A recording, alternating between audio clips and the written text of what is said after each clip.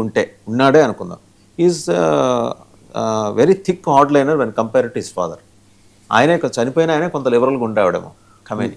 ఇతను మరీ ఇంకా హార్డ్ లైనర్ కదా. ముజ్తబా ఖమైనీ అమెరికా చెప్పే ఇప్పుడు బేసికల్లీ ఇప్పుడు మోరల్ అడ్వాంటేజెస్ పొజిషన్ లో ఇరాన్ ఉందండి, మిలిటరీ అడ్వాంటేజ్ లో అమెరికా ఉంది.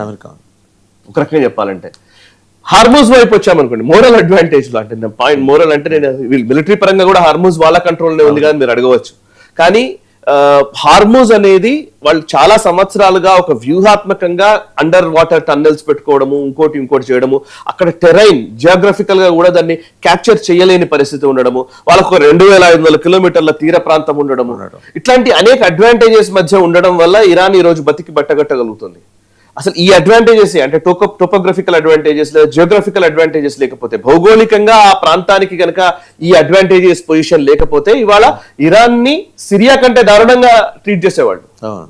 ఓకే, సో ఆ అడ్వాంటేజెస్ లో ఉంది కాబట్టి ఇరాన్ మిలిటరీ పరంగా అడ్వాంటేజెస్ లో ఉంది కానీ, బట్ ఓవరాల్ మోరల్ గ్రౌండ్స్ లో చూస్తే ఇరాన్ గెలిచినట్టుగా కనబడుతోంది కానీ, బట్ ఈ జియోగ్రఫికల్ అడ్వాంటేజ్ చాలా కీలకం. రెండోది మీరు ఇందాక అన్నారు ముజ్తబా ఖమైనీ అనేవాడు, వాళ్ళ డాక్టరేట్ మనం గమనిస్తే ఫస్ట్ ఉన్నటువంటి అప్పటి రహల్లా ఖమనే కావచ్చు, ఆ తర్వాత అయతుల్లా అలీ ఖమనే కావచ్చు, ఇప్పుడు వచ్చినటువంటి ముజ్తబా ఖమనే కావచ్చు, వాళ్ళ కాన్స్టిట్యూషన్ ప్రకారంగానే ఇస్లామిక్ రిపబ్లిక్ ఆఫ్ ఇరాన్ ఎలా నిర్మించుకున్నారు అని అంటే ఇస్లామిక్ ఎథోస్ ని బేస్ చేసుకునే ఈ దేశం నడవాలని ముందు వాళ్ళు నిర్ణయించుకున్నారు. సో అక్కడ మనుషులు ప్రధానం కాదు, సో వాళ్ళు పెట్టిన ఆ డాక్టరేనే ప్రధానం.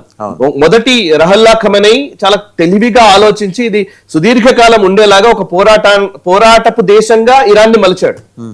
దానికి అనుసంధానించబడి ఐఆర్జీసీ బిల్డ్ చేశాడు. అంటే ఒక మతానికి సంబంధించినటువంటి ప్రాతినిధ్యము, దాన్ని మళ్ళీ మతపరమైనటువంటి ఒక సైన్యము IRGC, Islamic revolutionary guard. Yes, at the same time మళ్ళీ ప్రభుత్వం వేరు, ఒక ప్రెసిడెంట్ ఉంటాడు, ప్రెసిడెంట్, ఆర్మీ, నేవీ ఇవన్నీ ఉంటాయి ఒకవైపు, అవన్నీ ఒకవైపు ఉంటాయి. మళ్ళీ ఇందులో పక్కన పారామిలిటరీ ఫోర్స్ బాసిజ్ అని ఒకటి ఉంటుంది. ఓకే, సో ఇట్లా వాళ్ళ డిజైనే ఒక పెక్యులర్ డిజైన్. ఇది చాలా ఇంట్రెస్టింగ్, టిపికల్ ఇస్లామిక్ దేశానికి ఉండవలసినటువంటి లక్షణాలతో పాటు ఒక దేశానికి ఉండేటువంటి సామాన్యమైనటువంటి ఒక సిస్టమ్, ఈ రెండు కలిపి నిర్మించబడ్డటువంటి దేశం అది. అటు రాచరికము కాదు, ఇటు పూర్తి ప్రజాస్వామ్యం. ఎగ్జాక్ట్లీ. ఇప్పుడు ఒకవేళ పోయారనుకోండి, ఇప్పుడు నిన్న పెజెష్కిన్ ఇచ్చిన స్టేట్మెంట్ మీరు చూసారు, మొత్తం సివిలైజేషన్ నాశనం చేస్తామని డొనాల్డ్ ట్రంప్ అంటే పెజెష్కిన్ ఏమన్నాడు, 14 మిలియన్ల మంది ప్రజలు బలిదానం ఇవ్వడానికి సిద్ధంగా ఉన్నారన్నాడు. ఊరికే మాటలు కాదు.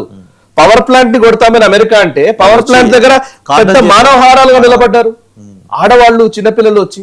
అంటే నేను మొదటి నుంచి మనం అంటున్నాం, ఇరాన్ పోరాట పటిమ, ఇరాన్ కి సంబంధించినటువంటి యుద్ధ సూత్రము దేని మీద ఆధారపడి ఉందంటే ఒక ఎమోషనల్ అంశాన్ని ఆధారం చేసుకొని వచ్చింది. ఇస్లామిక్ ఎమోషన్ అది. ఎట్లాంటి ఎమోషన్ అంటే చూడండి, మనిషి చనిపోయినా పర్వాలేదు, నేను జన్నత్కి వెళ్తాను. సో దానికోసం మనిషి చచ్చిపోయినా పర్వాలేదు. ఆయన ఇచ్చిన ఆ ప్రకటన ఆత్మత్యాగానికి నేను సిద్ధం ప్రజలు అనేది సాలిడారిటీ తీసుకొచ్చింది కదండి ఆ దేశ ప్రజలు. ఖచ్చితంగా. ఇప్పుడు మీరు చూస్తే పవర్ ప్లాంట్ల దగ్గర ఆడవాళ్ళు నిలబడి వచ్చి నుంచున్నారంటే, సో మొత్తం ఇరాన్ ప్రజల్లో చాలా ఇంత విధ్వంసం అవుతుంది. నెల రోజుల నుంచి విధ్వంసం జరిగిన తర్వాత మహిళలు బయటకు వచ్చి నిలబడే విజువల్ ఎందుకు వస్తుంది అసలు? ఐఆర్జీసీ మీద అంత వ్యతిరేకత ఉన్నా సరే దేశం కోసం వచ్చి నిలబడ్డారు. ఎగ్జాక్ట్లీ. సో ఇప్పుడు ఇరాన్ అంటే దేశం ఒకటి, మతం ఒకటి, అండ్ ఇంకోటి షియా కల్ట్.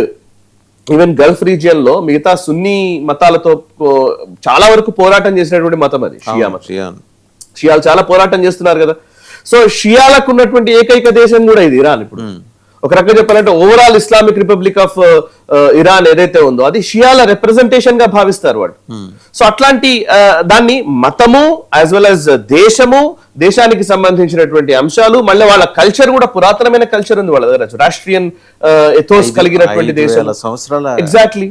అండ్ వాళ్ళ స్కాలర్స్ కూడా చాలా ఎక్కువ మంది ఉంటారు. ఇప్పుడు మీరు ఇంతకుముందు చనిపోయినటువంటి అలీ జరానీ, అతని లెక్క చూస్తే ఆయన యుఎస్ లో చదువుకుని వచ్చాడు స్కాలర్. వెస్టర్న్ కంట్రీస్ లో చదివారు, వాళ్ళ ఇస్లామిక్ ఎథోస్ చదివారు. చదువుకున్న వాళ్ళు చాలా మంది ఉంటారు ఇరాన్ లో. యూనివర్సిటీస్ కూడా ఎక్కువ ఈ స్కాలర్షిప్ ఉన్న వ్యక్తులు చాలా మంది ఉంటారు. ఎగ్జాక్ట్లీ. సో వాళ్ళ ఈవెన్ రేస్ పరంగా చూసినా కూడా చాలా ఏన్షియంట్ సివిలైజేషన్స్ వాళ్ళలో కలిసి ఉన్నాయి. మొట్టమొదటి జొరాస్ట్రియనిజం, ఆ తర్వాత వచ్చినటువంటి ఇస్లామిక్ ఇన్వేజన్, ఆ లెక్క వేసుకుని చూసినా కూడా చాలా పురాతనమైంది. అందుకే వాళ్ళ కాన్ఫిడెన్స్ చూడండి. హైదరాబాద్ లోని ఇరాన్ ఎంబసీ వాళ్ళు ఒక ట్వీట్ చేశారు, నేను చూశాను ఆ ట్వీట్. మీరు సివిలైజేషన్స్ గురించి వాటి గురించి మాట్లాడుతున్నారు. హైదరాబాద్ లో ఇరాన్ ఎంబసీలో ఒక చెట్టు ఉందంట, పెద్ద చెట్టు. ఆ చెట్టుకున్నంత నాగరికత కూడా లేదు మీకు అని చెప్పేసాడు. 200-300 సంవత్సరాల చెట్టు అంటది. సో మా ఎంబసీలో ఉన్న చెట్టుకున్నంత చరిత్ర కూడా మీకు లేదు అని చెప్పేసి వాళ్ళు రిటర్న్ అంటే మీమ్స్ అవి చేస్తున్నారు. ఇందులో మళ్ళీ నెల రోజుల యుద్ధంలో మనం గమనిస్తే అండి, నెల రోజులు దాటింది అనుకోండి, ఇందులో గమనిస్తే ఓవైపు యుద్ధం చేస్తూనే ఇంకోవైపు వాళ్ళు మీమ్స్ రూపంలో కూడా అటాక్ చేస్తున్నారు.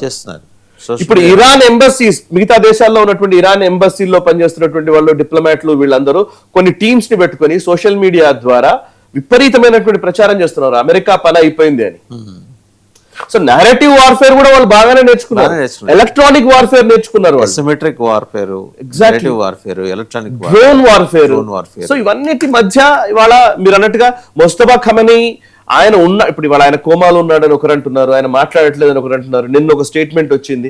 ఏది ఏమైనా బట్ ఆ సిస్టమ్ కంటిన్యూ అవుతోంది. మనిషి లేకపోయినా పర్వాలేదు, సిస్టమ్ కంటిన్యూ అయ్యే విధంగా ఇరాన్ ని తీర్చిదిద్దడంలో వాళ్ళు సక్సెస్ అయ్యారు. ఎంతమంది నాయకులు పోయారు? 49 మంది నాయకులు ఒకటే దెబ్బలో పోయారు. ఆ తర్వాత ఒక 10ల సంఖ్యలో నాయకులు వేసేసారు కదా. ఐఆర్జీసీ కమాండర్ చనిపోయాడు, కానీ ఐఆర్జీసీ ఆగిందా? మనం కూడా ఇంతకుముందు డిస్కస్ చేసాం. ఐఆర్జీసీలో 41 విభాగాలు పెట్టారంట. ఏ విభాగం ఆ విభాగం ఒక రెజిమెంట్, వాళ్ళ నిర్ణయం వాళ్ళు తీసుకోవచ్చు సొంతగా. అంతే. ఒకవేళ సడన్ గా ఏదైనా ఎమర్జెన్సీ సిచ్యువేషన్ వస్తే పైనుంచి కమాండ్ ఇవ్వాల్సిన అవసరం కూడా లేదు. ఎవరి నిర్ణయం వాళ్ళు తీసుకునే విధంగా 41 గ్రూపులను తయారు చేస్తారు.